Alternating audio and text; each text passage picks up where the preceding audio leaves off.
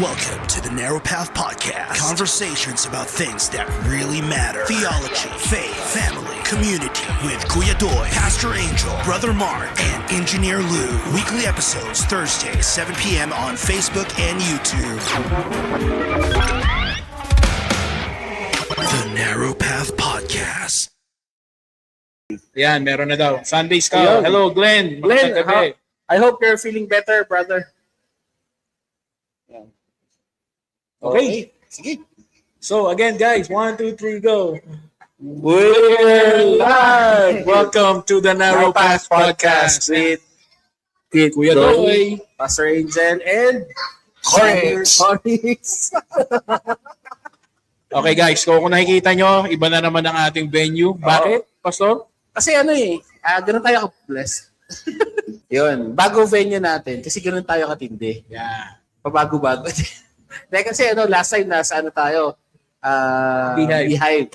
No? So kung gusto niyo magkaroon ng staycation or kailangan niyo ng place to stay, check out niyo yung Beehive. May page sila doon. No? Pero ngayon, nandito tayo ngayon sa Tattoo Gilgal na pag-aari ng bossing natin na si Brother Rico.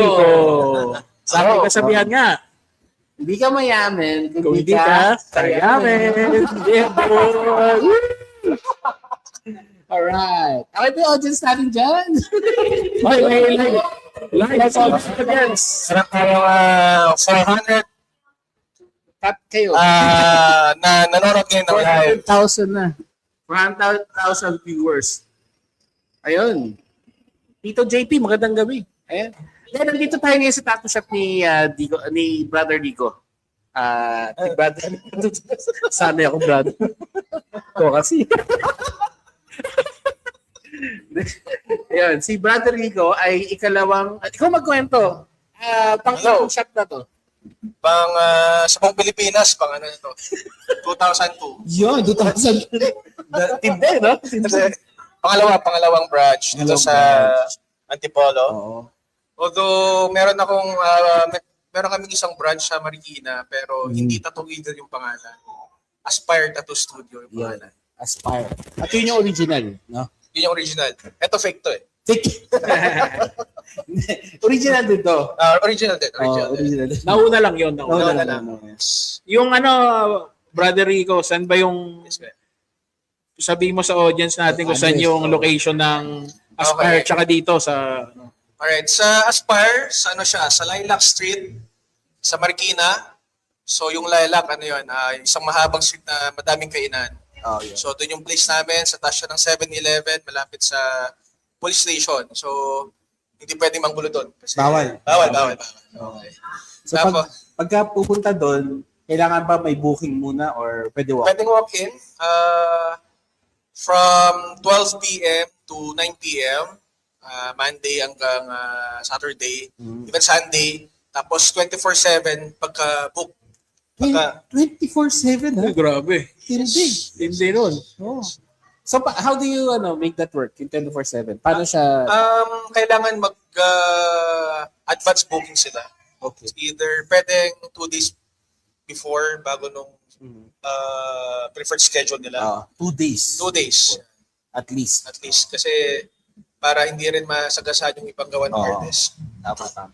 Ayun. So yun. Tapos dito sa Antipolo, Paseo HK, malapit siya sa SM Cherry. So upper Antipolo siya. Yun. So ganun din, pwede mag-walk-in 12 p.m. to 9 p.m. Tapos open din kami ng 24/7. So, Pag-book. yung Paseo HK, HK. tapat ng Golden Sunbeams na Yes. school. Yes, sir. So, pagka pupunta kayo, i-waste nyo lang or Google Maps, makikita nyo agad. May Tattoo parking, Gilgal. ample parking, no? Merong 1,000 parking. Yes, sir. Wow, dami ah. Dami. Patong-patong. 3 floors. 3 floors. Sa patong, 3 cars. Tapos ano naman yung nyo dito, Rico, yung may specialty ba kayo o kahit anong gusto ng customer? Kahit Kahit ano talaga. Kahit ano. Tattoo lang ba or? Tattoo, meron kaming piercing. Yeah. Sa tattoo, gumagawa kami ng minimalist. hanggang sa pyesa, yung mga malalaki, full sleeve, back piece, Yung maximalist. maximalist. Maximalist meron. Kalimutan ka kayo doon. That's why kayo doon. Yeah. Maximalist. So, lahat ginagawa namin dito. Tsaka piercing din meron. Piercing, meron. Mga henna, gano'n, meron doon. No? Henna, soft na wala. Wala kaming May kilala ako na gay. Okay na, Pesa. Okay na. Bakit naman? Magaling yun. Okay ba yan? Oo. Okay. Okay, sige. So, bakit naman tattoo Gilgal? Anong ibig sabihin? Okay. Yung Gilgal is place siya. It's a biblical place. Makita siya sa Bible, of course. Sa Book of Joshua. Chapter 4 to 5. So ito yung place na to. Ito yung naging kampo ng Israel after nila makatawid sa Jordan. Bago nila sakupin yung Canaan. So yung Gilgal is parang safe place nila.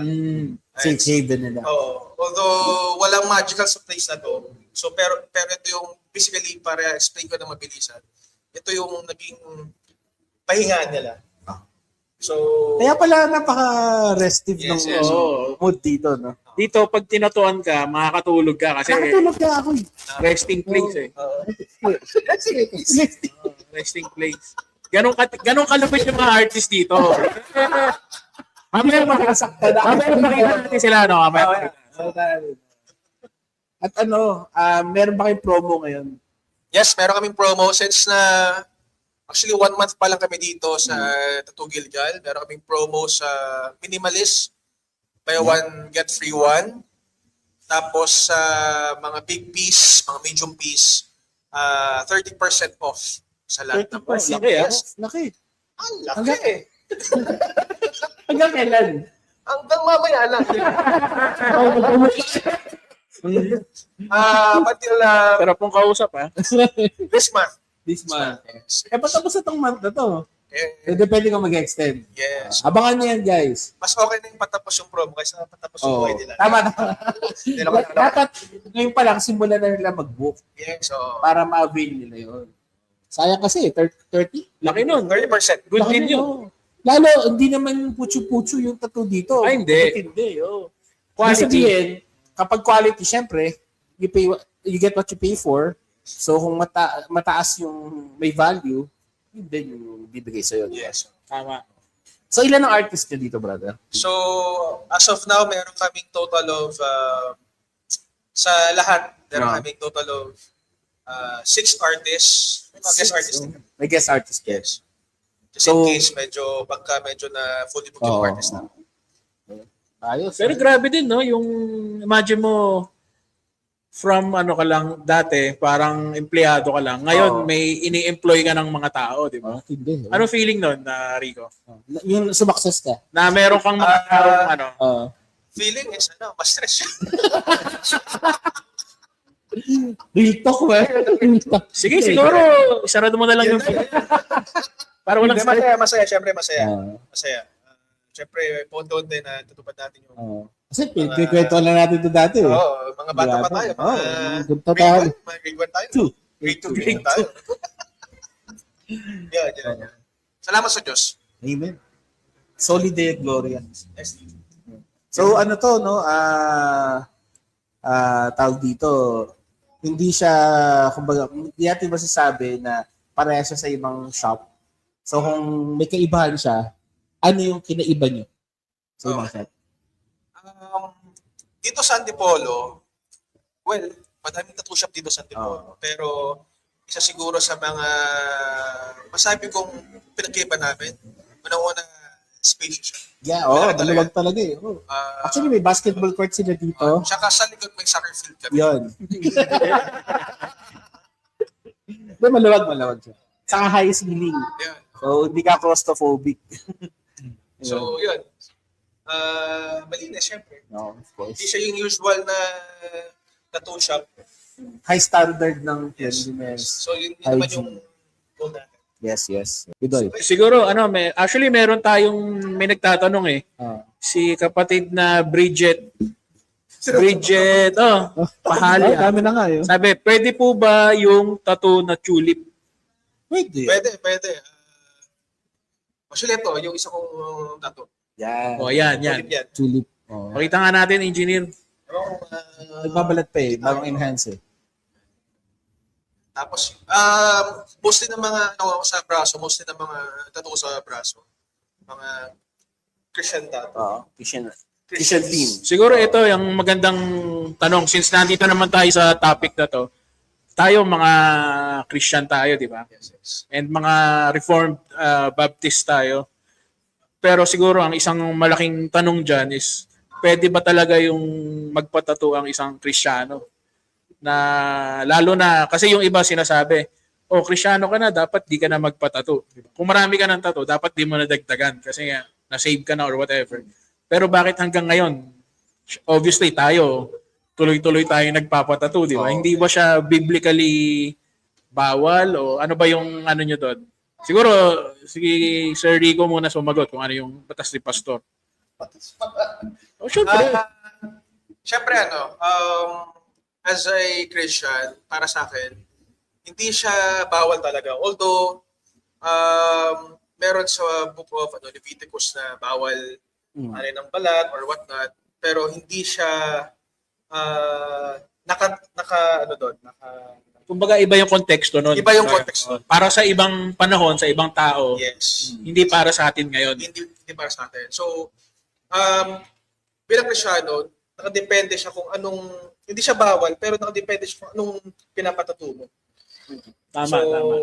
ano So, ba to? parang mag-a-apply everything is permissible but not everything is beneficial. Yes. So, you have to be careful. Yes, tama. Depende yung Kristyano ka, tapos mga tattoo mo pang demonyo. Oo. Yeah, so hindi pwede. Actually, bawal eh. Talaga. Bawal. Bawal? Oo. Okay, so Hindi, pag pinagbawal ng misis. yun, bawal talaga. Bawal talaga. Pero ngayon ay pinayagan ka. Yes, sir. Hindi lang pumayag. Nagpatato din. Totoo rin.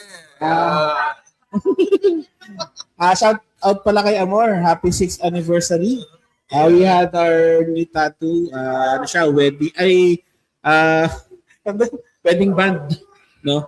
Ayan. Saka yung date namin ng kasal. Kita ba? So, mamaya post na lang natin. Boss natin. Para sa kayo mag-asawa. Love you. Ayun. So, siguro, i-expound. Tama naman eh. Wala naman na, parang okay na yung sagot. Pero, siguro expound lang natin na, basically, tattooing is not a sin. Yung sinabi na, na nasa Leviticus, do not put tattoo marks on your body, I am the Lord, is may different context nga, sabi nga ni Kuya Doy, na it is for a certain people, which is the Israelites, on a certain time, in the Old Testament, at ang purpose nun is to set them apart from the practices ng mga mga pagan countries and pagan people around them, which is yun yung way nila ng pagsamba. Oo. So, kaya binanggit doon, do not cut your bodies for the dead eh. No, may mga ritual silang ganun. So, obviously, we're not doing it for that purpose. Basically, tattooing is an art. Though may history siya sa kamalayan natin. May kalinga tattoo sa mga headhunters natin sa North. Pero hindi naman din yun ang practice. Even now, sila Apo Wang O, di mga gumagawa, hindi naman yun ang purpose nila eh.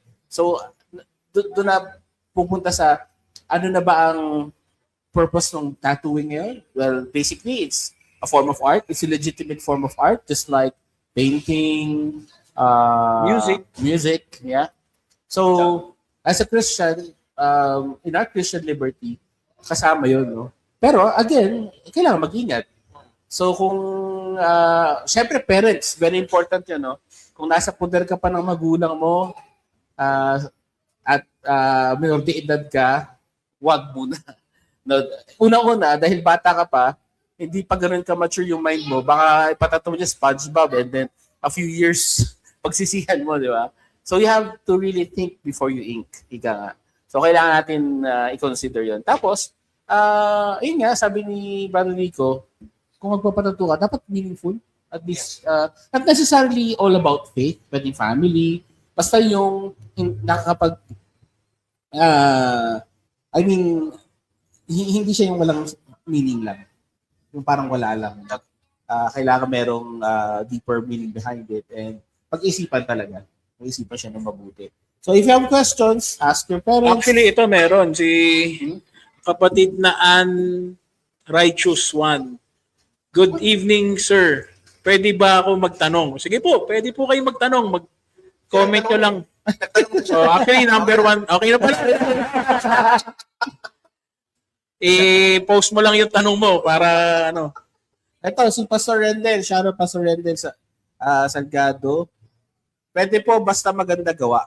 So, dito, maganda gawa. Ato Gilgal. Para sure. Yan. Okay. Shout out kay Pastor Ernie sa Benorio pala. Nanonood siya. Ayun. Sige. Pero actually, guys, hindi ito yung topic Ito yung natin. topic. Ano lang to, intro lang to. Oh, kasi kasi- syempre, gusto natin i-promote yung business ng ating kapatid. Yes, sir. And, Thank you. Hindi, taas mo kamay mo. Yun. Okay na. Okay, thank you. tapos, pinagamit pa niya tong Oh, yes. Great. Actually, gusto niya daw dito lagi. Oh. thank you, Ganun brother. siya ka-generous. So, Yes naman, yes. so, kung gusto nyo, mag-meet nyo kami, magpabook Pwede kayo lang ng yung Wednesday. Wednesday. Hindi naman every Wednesday. Pag ginannounce namin, doon kayo magpabook. Yes. Para at least, kita-kita tayo dito. Live audience, no? Tapos Pwede rin tattooing. live audience. No? Pwede. Pwede. Pwede. Maganda nga yun eh. Oo. Yeah. Alright. Alright, so Okay. maraming salamat. Brother Thank you Rico, so much. thank you so much. Oh. Take Bye. Bye. Bye. Thank you for Bye. allowing us to use Thank the you. place. Salamat din kay Ma'am Mia. Salamat.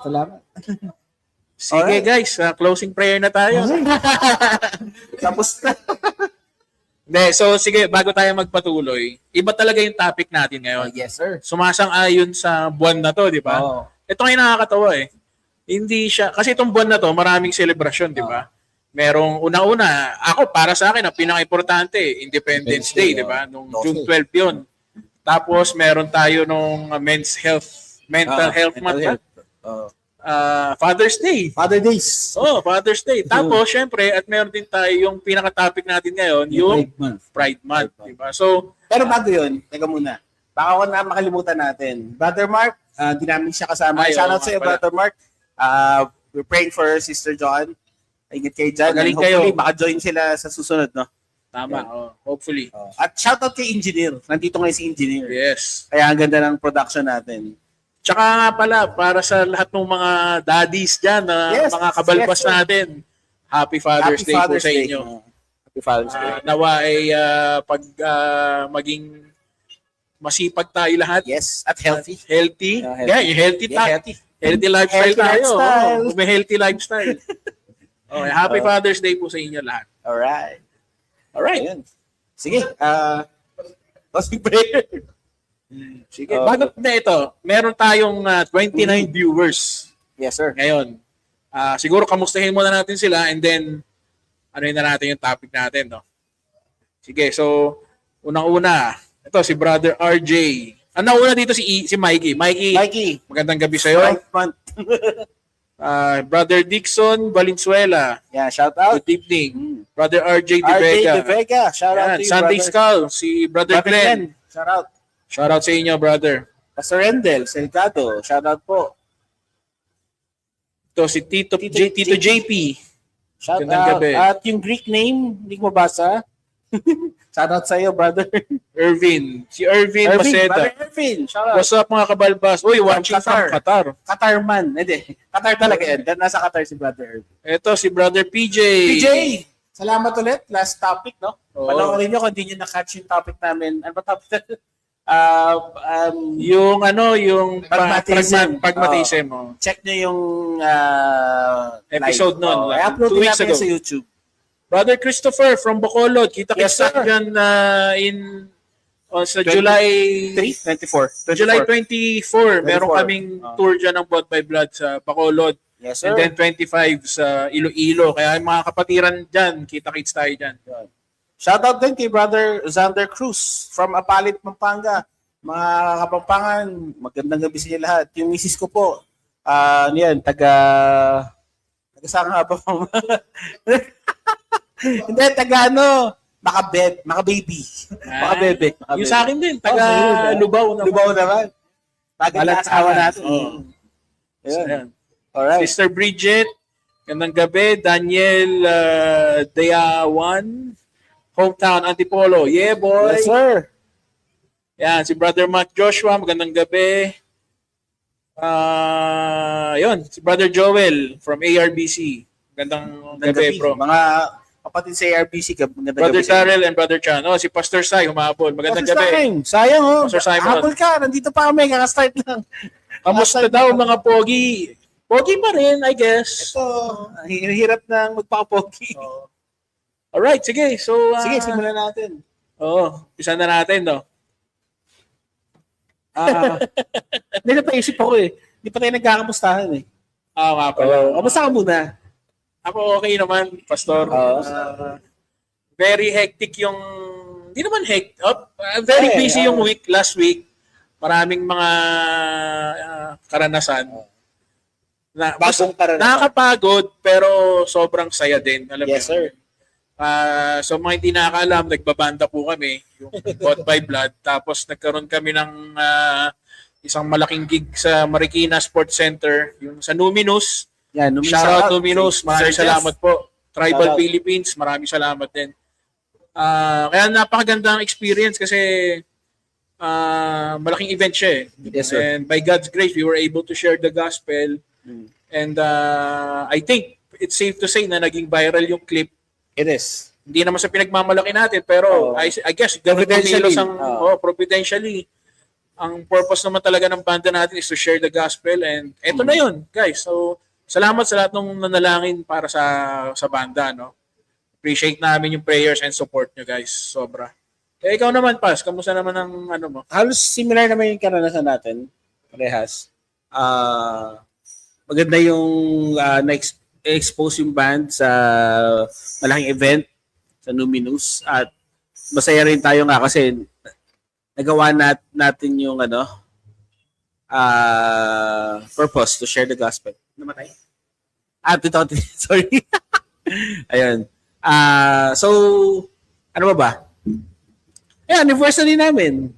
Nung Sabado din, 6 years na kami ni Amor. So, 2 kids.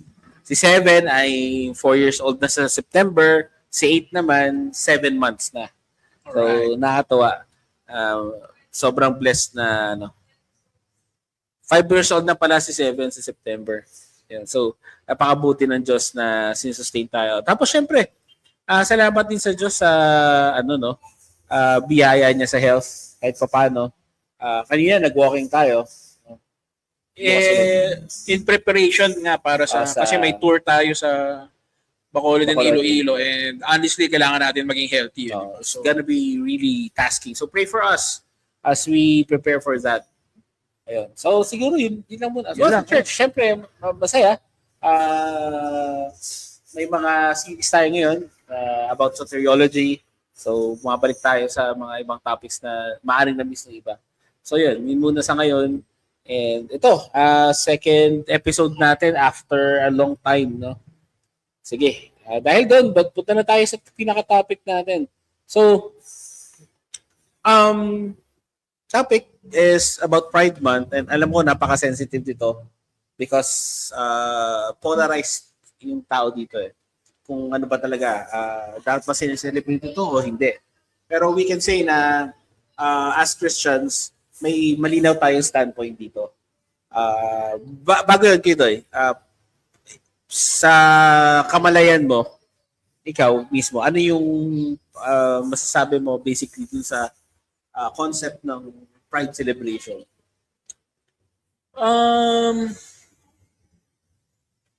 Honestly,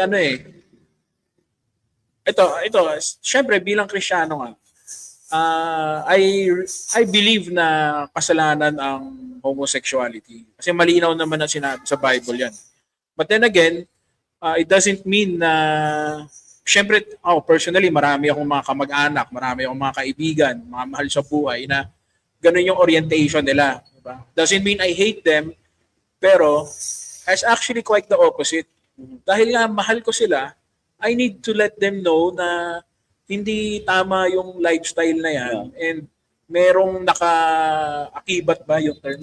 Na parusa dun sa lifestyle na yon. Because of sin. Because of sin. Because it is a sinful lifestyle. And it's clearly stated in the Bible, di ba? Kaya ako, my way of showing them na mahal ko sila is to let them know na hindi maganda yon, na it is a sin, but there is a God na willing and just to forgive them if they repent and turn away from that sinful lifestyle. And it's not impossible kasi marami na rin akong mga kaibigan at mga kamag-anak na ganun nga yung nangyari, na bagong buhay talaga, na bago sila dahil sa Ebanghelyo, sa Panginoon, and meron pa nga iba ngayon, mga pamilyado na, and pero again, going back to your question, so ano ngayon yung Kamalayan mo. dito ko sa celebration? Honestly, I don't, ito medyo That's you. Sa akin to, personal opinion ko to, there's nothing to celebrate. There's nothing to celebrate. Tulad nito, ako, dapat ba merong fat month? Dahil, Why not? diba? Fat tattooed, balding guy month. Diba? I mean, there's nothing to celebrate. And yung ngayon kasi parang masyado ng inclusive ang mundo na kailangan, pag hindi mo sinusuporta itong isang ideology na to, meron kang may kakaibat na phobia with it, be it yung homophobia or whatever. Pero that's not the point, di ba? So, sabi rin sa Bible na pride is a sin. So, doble-doble, di ba? So, I would not want to celebrate pride in any way, be it in sexuality or kahit ano pang klaseng pride yan. So, in my personal opinion, I don't see anything special about it, and I don't think na it's something to be celebrated. If you want to be in that lifestyle, Take your risk. At your own risk. do it, di ba? Pero wag yung i-impose nyo rin yung sa ibang tao na hindi sumusuporta dyan. Yun lang naman sa akin. Di ba? Ayun. Siguro, segundahan ko lang yung sinabi mo. Doon muna sa part na may mga mahal ka sa buhay, kaibigan. Ito sa mga hindi nakakaalam, sabi ko naman to before, my dad was, paano ko ba sabihin, homosexual before he got saved. Yung dad ko ay naging pastor. Kaya ako na-sharean din ng gospel dahil sa dad ko. And I'm saying this boldly because I've seen how God has changed his life. Imagine, ang dad ko doon, bago siya na-save, ay under siya ng Regal Films. Siya yung nag-makeup kanila Vilma Santos, kanila Snooki Serna, yung mga sikat na 80s mga stars. Hawak na yun. And ganun sila ni Mother Lily. Imagine that. Pero aside from that pa, siya, international hairdresser. So imagine, nandun talaga siya sa thick ng lifestyle. And nakita niya yung destructive effect sa family. Kasi while he was married to my mom, may anak na siyang kambal during that time na hindi siya saved and is still living in a homosexual lifestyle, meron siyang boyfriend. And it really broke my mom's life, my mom's heart. Sinira talaga na yung family. Imagine yung budget na para sa pamilya mo mapupunta sa iba, 'di ba?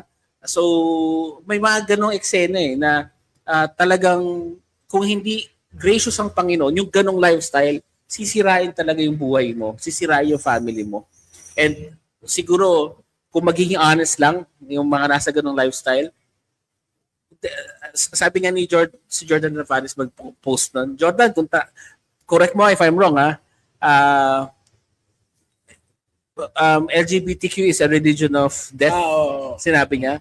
Kasi una-una, in some sense, it is deadly because there's no procreation whatsoever.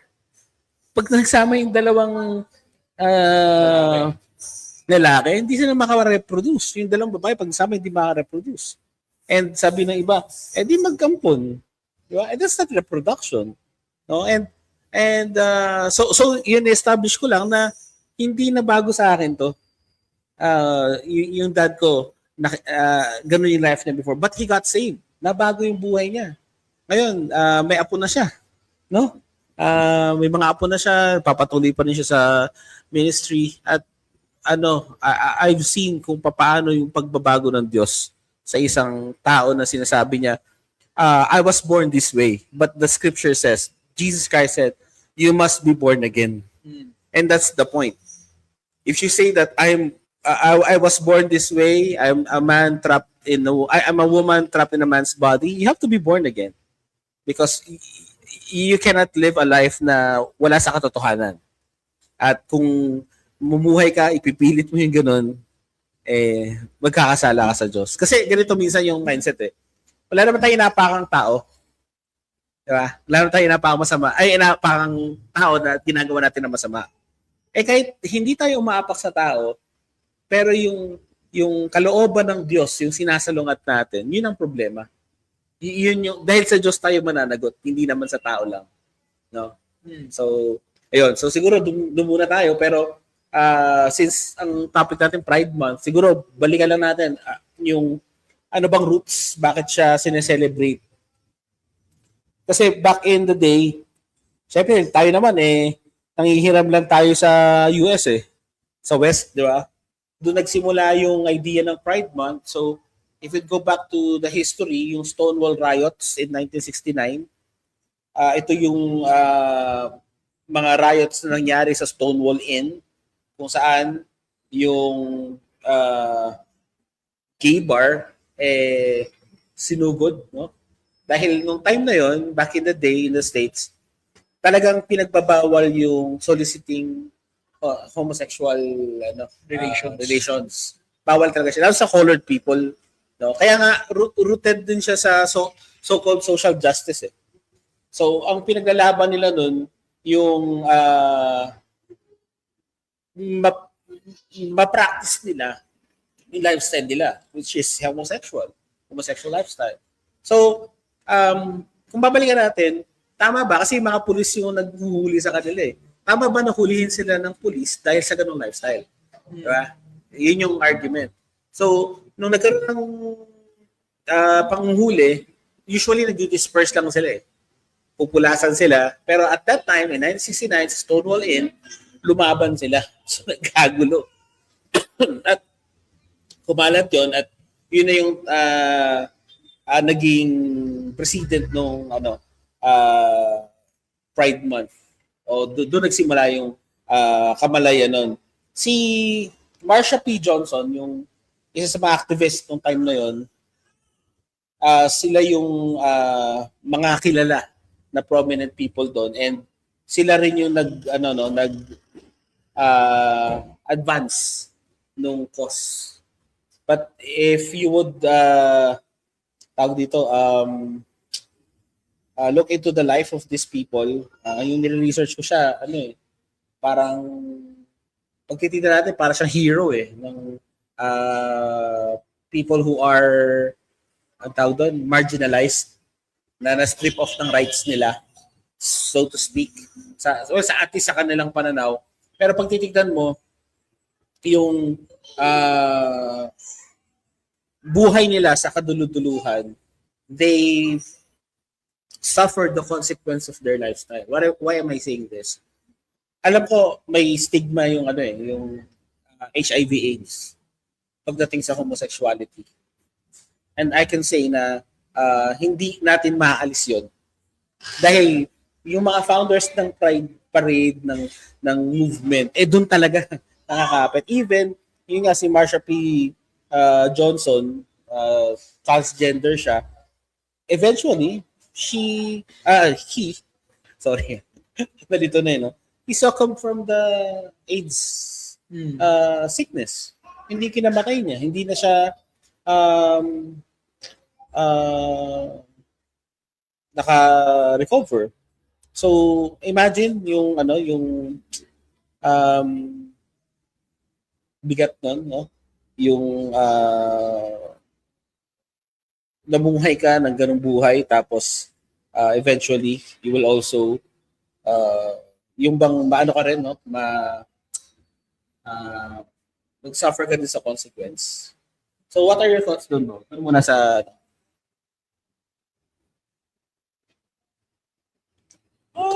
history.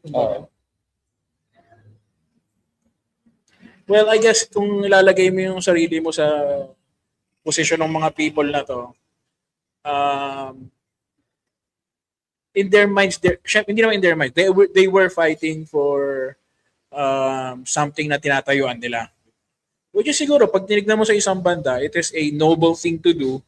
But then again, bilang isang Kristiyano nga, bumabangga kasi talaga siya sa tinuturo sa Biblia, di ba? Na it is a sinful lifestyle. So, while they are fighting for what yung karapatan nila to live this kind of lifestyle,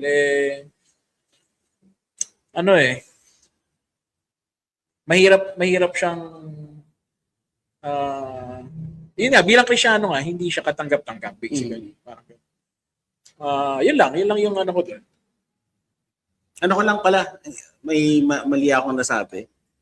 Hindi si Marsha P. Johnson yung namatay sa AIDS. Ang accusation, nag-suicide siya. Pero sinasabi, it was a foul play pala. So let me correct myself with that. So nakita yung body niya kasi floating na lang sa river.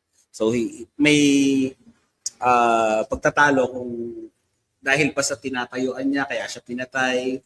Kasi ganun yung yung tinatanggap na kumbaga narrative pag pinaglalaban mo to, ikaw yung victim, ikaw yung inaapi. And totoo naman, may mga haters talaga ng ganung lifestyle eh. At naniniwala ako na may victim din talaga na napatay because of that. So, yun yung argument, what was the person killed or suicide. So let me correct myself with that. So, nakapag pagka pinag-uusapan yung pride, LGBTQ, we always see the imagery of the flag. No? Ano yung maano mo na kayo doon? Pag nakita mo yung flag. Ano yun? Yung flag ng LGBTQ. Ano nga? What's the question? Ano yung naiisip mo or how does it affect your consciousness? Kunyari na lang, last year ko ito nakita eh. Pasok ko ng mall, June, instead of Philippine flag, puro LGBT colors. Honestly, I don't know why there has to be a flag. Why there has to be a flag for it. Wala namang flag to, alam mo yun, to showcase your straightness or whatever. So, I don't know kung ba't may, ano yung purpose nun. If it parang for their identity or whatever. Pero hindi ko alam eh. Honestly, wala akong, I don't feel anything about it, kumbaga. I don't know why it exists, actually.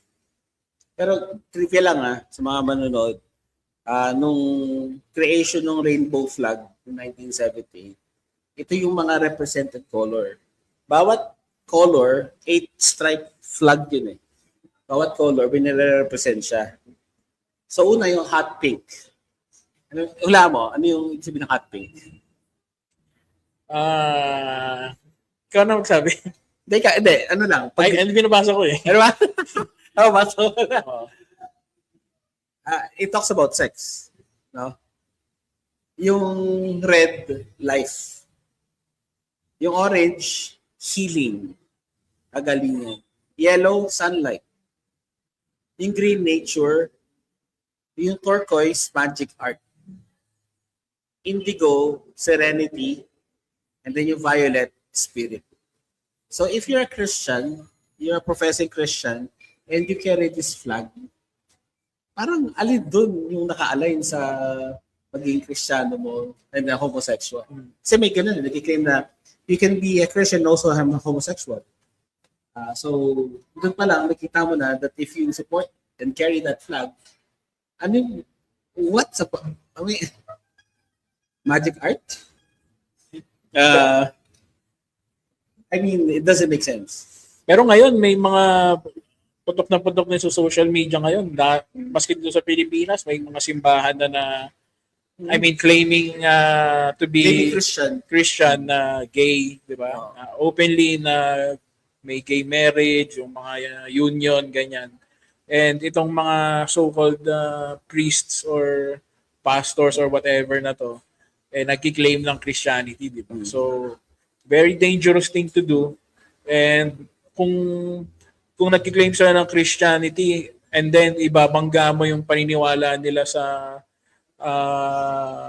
dun nga, sa homosexuality, hindi ko alam kung paano nila na ano yun eh, Reconcile. o nare-reconcile yung dalawang set of beliefs na yun eh. Kasi you cannot be a Christian and be homosexual. Parang That's, ganito yun eh. Christian murderer. di ba? Parang, Kasi it's a sin. hindi ko alam kung paano yung justification, yung kung paano nila nare-reconcile yung dalawa na yun eh. So, maybe we'll talk about that sometime else. Pero, yun, it's something na napansin ko lang lately, di ba? Kasi nga, it's very prominent na ngayon sa social media, yung woke ideology, maski dito sa Pilipinas, anong-ano na yan, putok na. And I guess, siguro yung wokeism is, may direct correlation siya dun sa mga nangyayari ngayon sa bansa natin na killings, sa school. Ngayon pala nangyayari dito, di ba? Sa states. Papatay na yan. eh. Patapos na yung ano nila na yun eh, yung Era. woke era na yan eh. Pero dito sa atin, parang it's slowly creeping in na sa kultura natin, di ba? Na hindi dapat. At meron ngang may bagong batas. Matawag doon sa batas na yun, yung ipinopush niya, kagandahan ba yun? Yung bill na about transgender rights. I'm not sure. So, SOGI. Pero may pangalan na siya eh. Hindi lang siya basta SOGI bill. May bago silang wait lang, hanapin ko lang siya. May bago silang pinangalan yung ito. Bill pa lang naman siya, no? So isipin, nilalabi na nila sa Congress na nila na may pasa. And siguro din siya ng SOGI bill. So basically, yung gender sensitivity, gender rights. Binasa ko yung SOGI bill, well, I'm really not sure kung sa SOGI bill na siya or nandun na, nakatawid na sa mga schools na about sex education. Kung ano yung hini-hate nila, sinusukan ng US na kailangan yung teachers na magturo ng sex education sa kids with graphic, yun yung nandun sa write-up. So sabi ko, hindi pwede. No? Kaya nga kami, decide homeschool yung anak namin kasi walang ibang dapat mag-educate sa anak mo about it, kundi ikaw din. Because it's very prone to abuse. Diba? Sa bagay na yun. So, ito yung Charmaine Bill. So, ito yung headline. 4 lawmakers filed the Lived Identities and Recognition Act or Charmaine Bill on Tuesday, which aims to give transgender and intersex Filipinos the right to change their names and gender based on their lived gender identities. Sorry, pero I'll use the term, kabobohan to. Kung ano yung lived identity mo, bibigyan ka ng karapatan, palitan yung gender mo na legal. Diba? Parang ito yung naging implication niya sa states eh. Yung mga nasa preso na sinabi nila, I am now a woman. I identify as a woman. Ilipat sa preso ng babae. Naghahasa yung ibang kababaihan. Nabuntis yung ibang kababaihan because of that. So this is a very foolish thing to do. At napatunayan sa states na hindi siya tama. At dito gagawin yung pwedeng, So basically, kapag nagpalit ka na ng gender mo, am I now parang tawag doon yung required to agree with you and treat you because of your lived identity? Yun nga yung implication nun eh. Na yung paniniwala mo, i-impose mo ngayon dun sa hindi mga naniniwala doon. At pag if you go against it, merong repercussion sa iyo. 'Di ba? Na alam mo yun, na yun yung medyo nakakatakot doon eh. Pag napass yung mga ganyang mga batas. Ito yung nakakatawa. Diba sabi nila, kasi nag-start yung Pride Month nga, dahil nga gusto nilang ma-live out yung lifestyle nila, nang walang discrimination, walang magpa-persecute sa kanila. And because of that, nagkaroon ng Pride March hanggang ngayon. Imagine, yung mga proponent ng kalokohan na to. Yung mga presidente sa states, Bill Clinton officially declared June as Gay and Lesbian Pride Month. So liberal si Bill Clinton eh.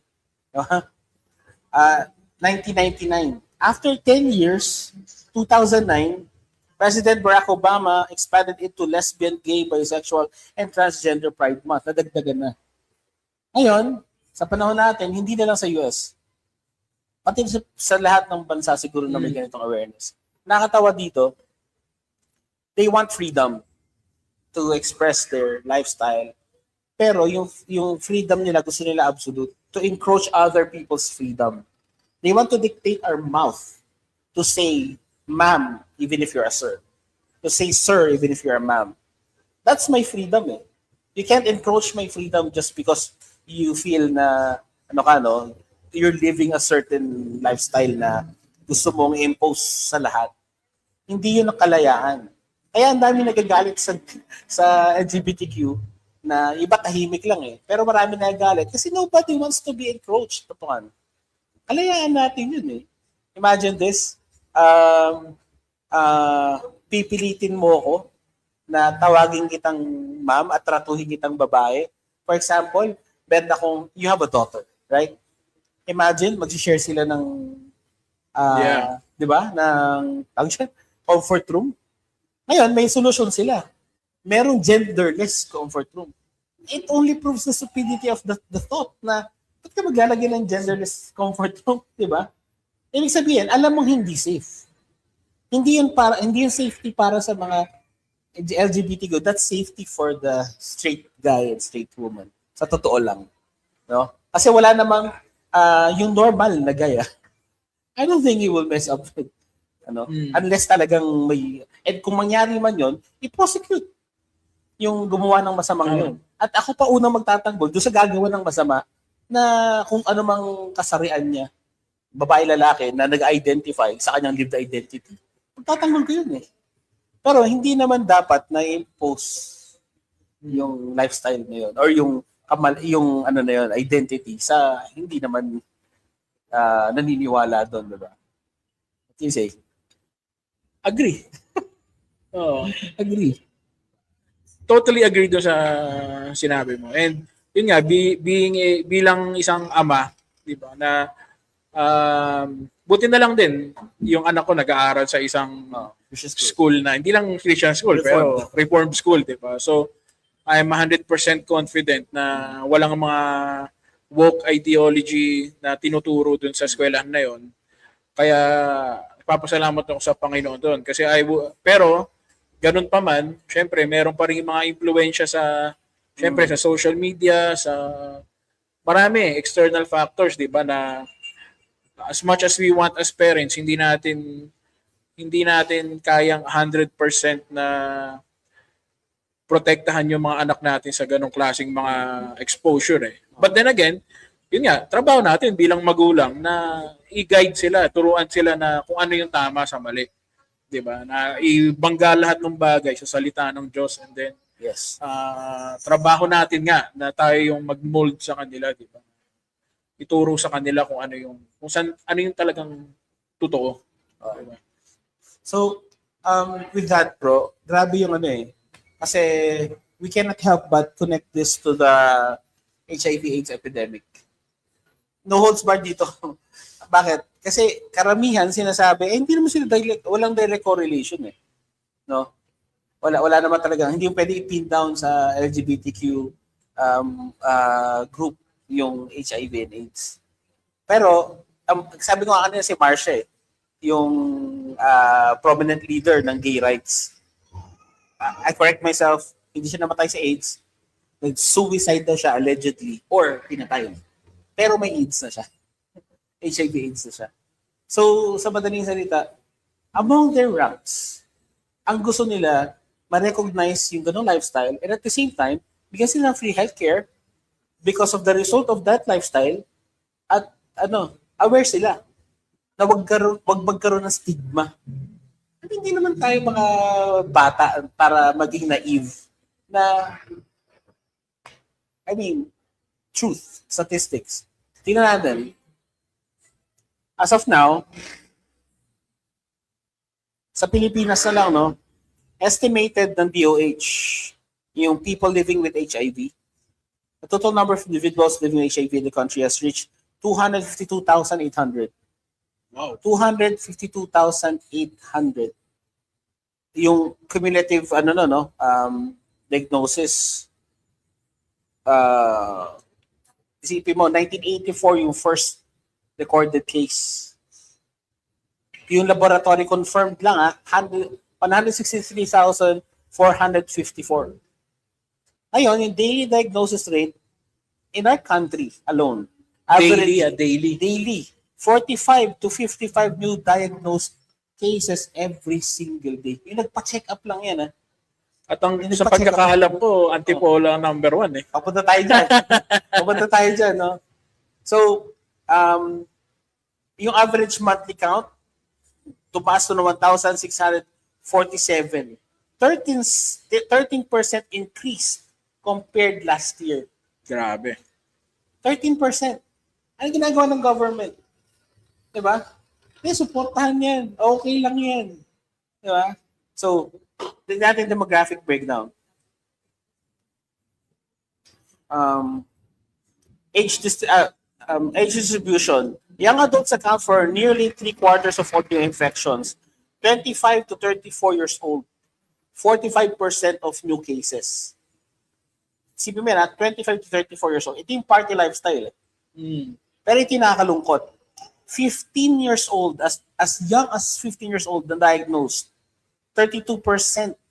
15 to 24 years old, 32% ng new cases. Imagine that. O, dito ka na magtataka. Biological sex. The epidemic remains highly concentrated among males, who comprise roughly 94% of all newly reported cases. 94% biological male. I mean,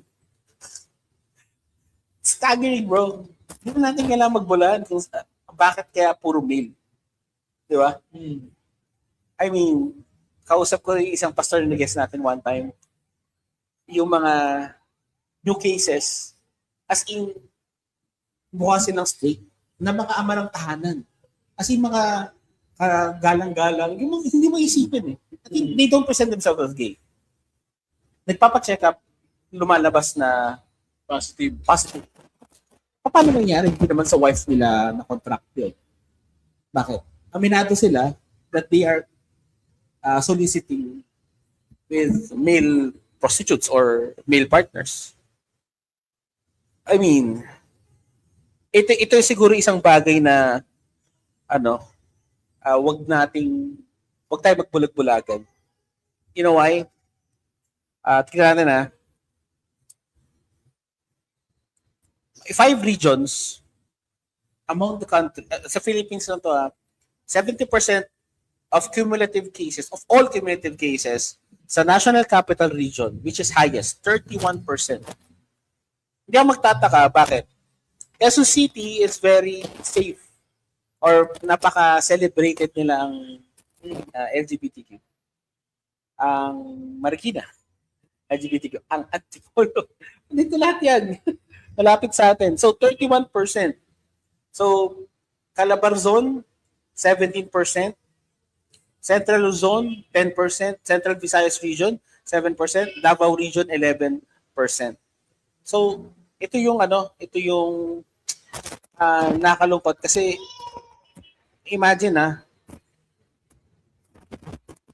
itong regions na to na binanggit natin, 70% yung concentration niya sa lahat ng yung binanggit natin almost 800,000 na cases. Napaka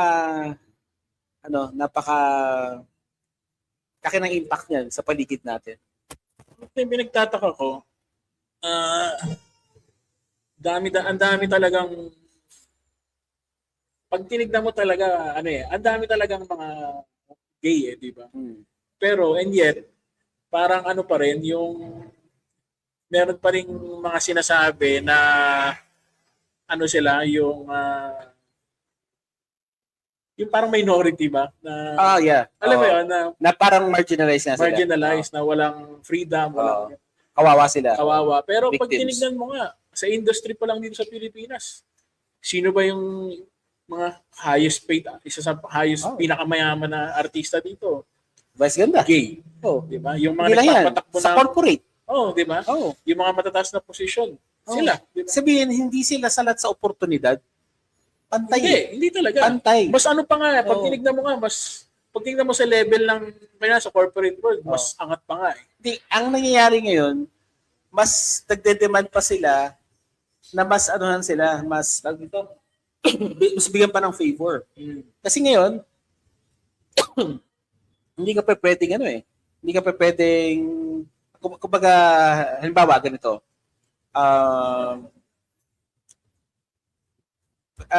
I mean, hindi ka, parang ganito, pag hindi mo sila bigyan ng opportunity, discrimination agad. Gets mo? Hindi based sa performance, dahil lang iba base sa gender. Gender. Yun yung problem doon. Kasi nga, parang automatic pag ganito kami, may special favor kami. 1 month nga sineselebrate eh. Imagine yung ilang libong Pilipino na namatay nung para mabigyan tayo ng kalayaan. Isang araw lang si-celebrate. Tama. Di ba? Yung mga tatay. Napakaano na nga yung mga tatay, parang hindi na parang hindi na parang okay na, sige, hindi na kami celebrate. One day. Diba? Pati nga yung mental health mo, parang, hindi na, di ba? Parang gano'n na nga. Tapos Parang ito, kasi shrug under the carpet parang na lang. kailangan, I mean, yung UP, kailangan maglahat may flag. Diba? It's just, I mean, lang talaga, sobrang nakakalungkot na hindi rights ang nila, kundi domination. Thank you, brother. Domination. Hindi siya equality, kundi yun nga, yung makalamang. So, I'm saying this, kung may sige doy, I'm saying this not because of hate. I hate sin. And we all should hate sin. I hate yung kasalanan na nagkokos sa atin na sirayan ang buhay natin. But I love everyone na created in the image of God to the point that I will not sugarcoat. Homosexuality is a sin. It is against God's design, no? At kailangang magrepent, magsisi sa kasalanan na yan, kahit kagaya ng ibang kasalanan, no? Na dapat pagsisihan at manampalataya sa natapos na gawa ni Kristo. Kasi wala tayong pag-asa kung ipupush lang natin yung lifestyle natin. And I pray na kumbaga magkaroon ng kamalayan yung mga tao regarding this. Kasi hindi siya biro. Yung mga nagsasabi na may kaibigan ako na gay or lesbian or kung sino man, pero and you're a believer, don't tell them the truth. Sasabi mo mahal mo sila, I don't think you love them enough. If you really love them, tell them the truth. No? Sabihin mo sa kanila yung gospel. Kasi yun ang magpapalaya sa atin. Agree ako dun, of course. Meron tayong responsibility rin na ibahagi nga yung katotohanan. Even if merong nakaakibat doon na rejection or sa kultura natin ngayon, makancel ka. Diba? Even what we're doing right now. We could lose a lot, di ba? Pero hindi natin pwedeng ilagay sa back burner ang katotohanan, lalo na ang ebanghelyo, di ba? Because of fear of rejection or what other people might say, di ba? Kasi sa totoo lang, yung ganun nga, tulad ng sinabi mo, nag-agree ako doon na hindi ito about hatred or homophobia or what, hindi, those are not real terms. Gay people. I mean, bakit naman hindi naman sila kaaway eh. Hindi talaga. Hindi sila kaaway eh. Kasi ang sa atin is we should have compassion sa mga people who are living in sin. And hindi ko sinasabi na porke kayo mga Kristiyano, perfecto kayo. Hindi yun eh. We all need Christ. We all need Christ, di ba? We all fall short, di ba? Sinners tayo lahat. Pero dahil nga meron tayong natanggap na natin yung ebanghelyo, narinig natin yung gospel at na-save tayo, hindi ba dapat yun yung parang outpouring ng pagmamahal mo sa kapwa mo na hindi pa, na sinasabi mo ang mahal mo and na living in sin, then it's your responsibility na i-share din sa kanya yung magmabuting balita na to, di ba? Para nga makaramdam sila na, or maranasan nila yung tunay na kalayaan. Yung freedom, yung, alam mo yun, yung free from sin. Yeah. And I'm not saying na hindi ka na magkakasala pag once you are saved, di ba? Hindi yun eh. Hindi yun yung point eh. Pero, it's the fact na ligtas ka, di ba? Na At tinalikuran mo yung kasalanan mo. tinuro kami kasalanan and merong grasya yung Panginoon para sa ating lahat. And you're mortifying it. It's the trajectory, it's the lifestyle na nagbago dahil sa ginawa ni Cristo sa krus ng Kalbaryo. Kasi inisip ng iba, so ano gagawin natin ngayon? Diba? Parang, hindi naman lahat, kagaya ng tatay mo na makapag-asawa, no? Hindi naman lahat. Hindi ko naman sinabi mag-asawa lahat. Ang point lang is, lahat ng tao nagkasala, lahat ng tao kailangan ng Panginoong Kristo. Kailangan magsisi at manampalataya sa natapos na gawa ng Kristo. Kahit ano pang gender orientation yan. Pero at the same time, if anyone, for that matter, nakikita mo nang mahuhulog na sa bangin, gaano mo kahit yung tao na yon para hindi siya i-warn. Di ba? So, yung mga tao na masyado nang convoluted yung mind nila na nasa tama kayo kasi maingay kayo, marami kayo, or rights niyan. Yung echo chamber kasi, napakadelikado niyan. No? Lalo yung mga bata, siyempre yung mga nag-iisip, pagka nalinig nyo yung 2026 na, ganyan pa rin kayo, hindi nagbabago ang katotohanan. Hindi nagbabago ang consequences din ng kasalanan. For the wages of sin is death, kahit anong taon yan. Kapag hindi ka nagsisi sa kasalanan mo, hindi ka na nampalataya kay Kristo, you will face the same consequence. You will face the same judgment. No? At ganun din, the gospel is still the same. Kahit 2026 na hindi nagbabago. Amen. Diba? And what is the gospel, brother? Ito na ba? Engineer, ano sa ba? Mamaya na, may mga Mamaya na sagutin. Yung what is actually, the gospel? may isa lang naman na tanong. Ito, may Pati katatanong mga ni reaction ba sa akin? Brother Daniel. Sabi niya, Pas, para sa ito ano bang masasabi niyo kay Paraluca Vega at ng community? Si Luca, Yung community ng MCC. Ano yung MCC? Hindi ko alam kung ano yung MCC. baka yung church na pinuntahan. Posible. Pura Luca Vega. Anong masasabi ko? Repent. Repent. Magsisi kayo sa inyong mga kasalanan. Huwag niyong salaulain ang salita ng Diyos. Huwag niyong tawag dito. Huwag niyong tawaging tama yung mali at yung mali tama. Or call evil good and good evil. Huwag ganun. So dun sa tanong na yun ang masasabi ko, repent and believe in the finished work of Christ and be saved. And Yan, church ng LGBT. Una, hindi church yun. Walang church si Christ na gay or lesbian, homosexual. Walang queer church. I think he's just doing it for clout eh. Oh, totoo. Yun lang naman para insultuhin unang-una yung mga Kristyano, ang Panginoon. To rage bait. Rage bait. Yun lang naman yung dahilan. In fact, sila nga yung gumagawa nun eh. Kasi, kung tayo, if I say homosexuality is a sin, scripture said, yun yung pinanggagalingan natin. And it's been said long ago. Ngayon, kung na-offend sila doon, wag ka, don't kill the messenger. Di ba? Hindi ako nagsabi ang salita ng Diyos. Na sinasabi ko rin. Ayun, ang gusto nila, gagawa sila ng pangbabastos, pangsasalaula sa ating Panginoong Jesucristo, pero wag silang galawin. O, okay lang. No? Hindi. Kung hindi ka magsisisi, puro Luca Vega, you will face the righteous judge, Jesus Christ, one day.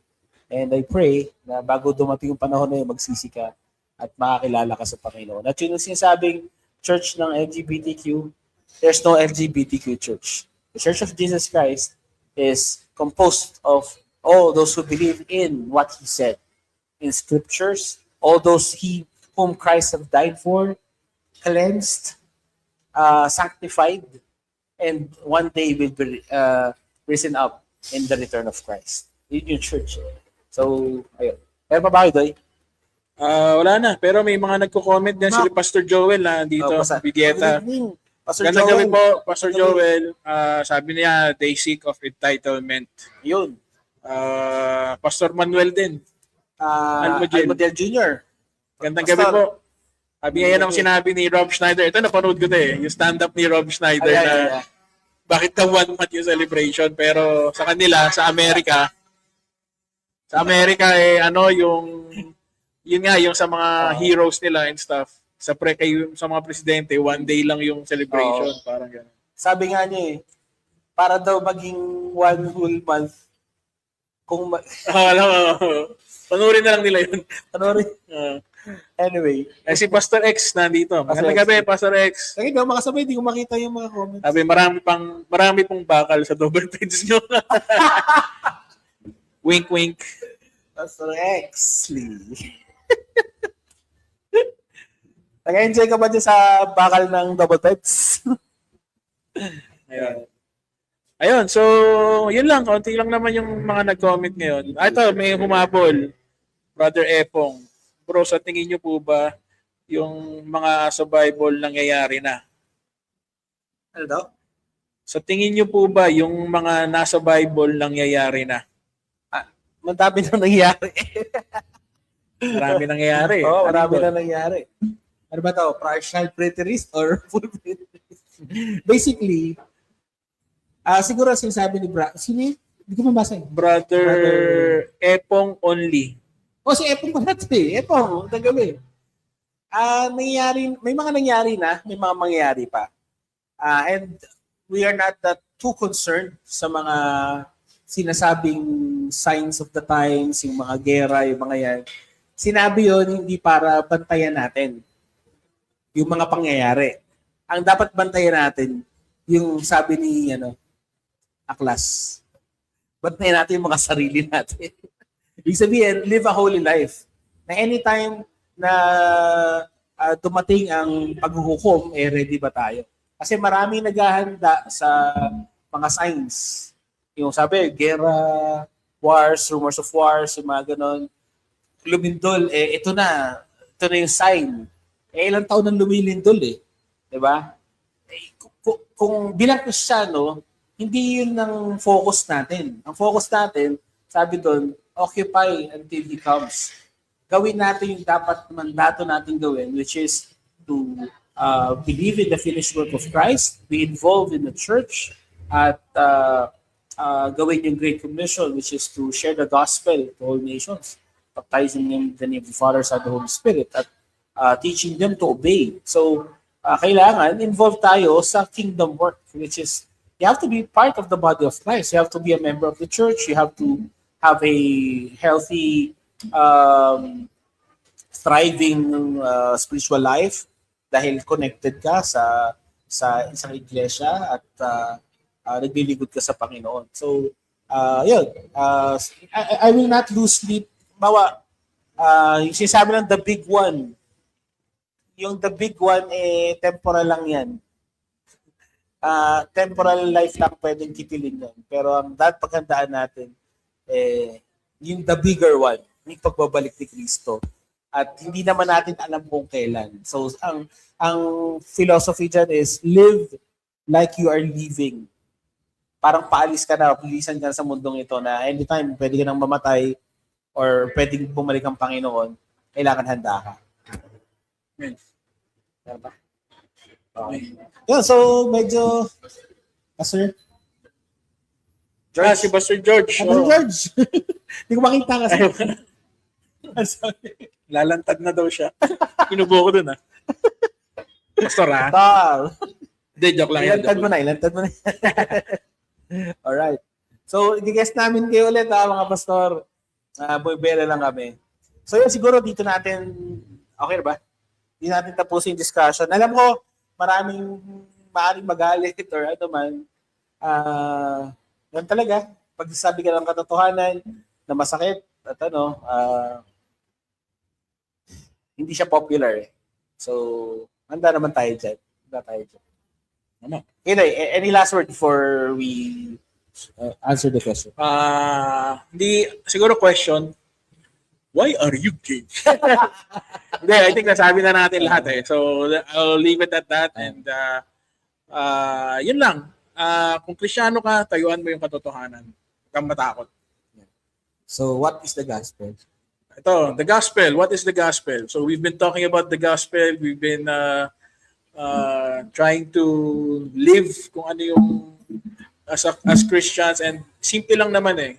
Tayong mga tao, makasalanan tayo. Sabi sa Romans, diba? For all have sinned and fallen short of the glory of God. And in our human capacity, we try to do everything in our power to save ourselves. Kasi nobody wants to go to hell, everybody wants to go to heaven. And we try so many things, di ba, na gumagawa tayo ng good works. We do be good to people.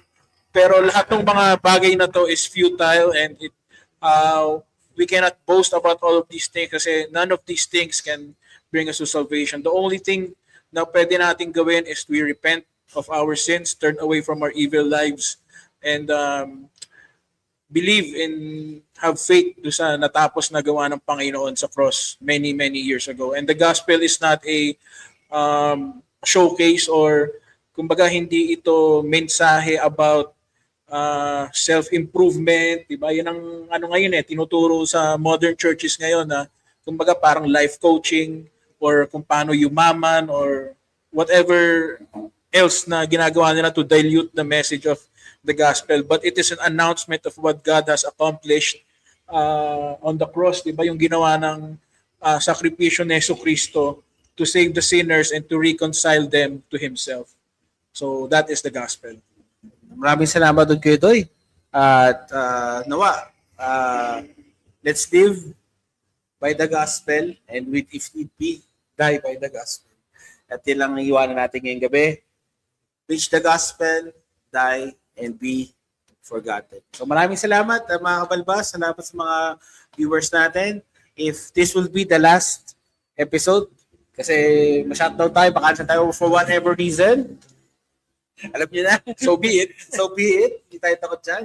At i-promote natin ang Tattoo Gilgal. Maraming salamat, colleagues, Brother Rico, kay Sis Mamia, at sa mga kapatid natin ng mga artist. Aspire Tattoo Studio sa ano rin, no? Sa Marikina, sa Lilac. Yun. So maraming salamat sa inyong lahat, and may the Lord bless His business. So if you want to contact them, just check out the Facebook page. Yan. Salamat din sa ating Ayun, no, meron producer, engineer. may gangster, oh. May gangster. Sa mga hindi nakakita kay engineer nung nakaraan, sorry, nakamaskara na ngayon. Ayun. Maraming salamat, engineer, at sa mga mahal namin sa buhay. God bless you all. Pray tayo. Our good and gracious Father, we thank you, Lord, sa natapos na podcast namin ngayon. We pray, Lord, na kayo po ang kumilos sa mga nakapakinig ngayon ng Ebanghelyo, at sa mga nagugulumihanan sa mga bagay na ito, sa topic namin. Oh, Lord, i-guide niyo po sila sa pamagitan ng iyong salita. At dalangin namin na sa mga Kristiyano na nag-waver yung kanilang stand patungkol dito, dalangin namin that you strengthen them, strengthen their feeble arms and weak knees, that they may stand in the truth of your word at patuloy silang manampalataya. Salamat o Diyos. Continue to bless this ministry and our churches at mga kapatid namin. Ito ang aming panalangin sa pangalan ni Jesus. Amen. Alright. Amen. Maraming salamat. God bless you all. Solid Gloria. See you Good guys. night. See you. Bye. Bye.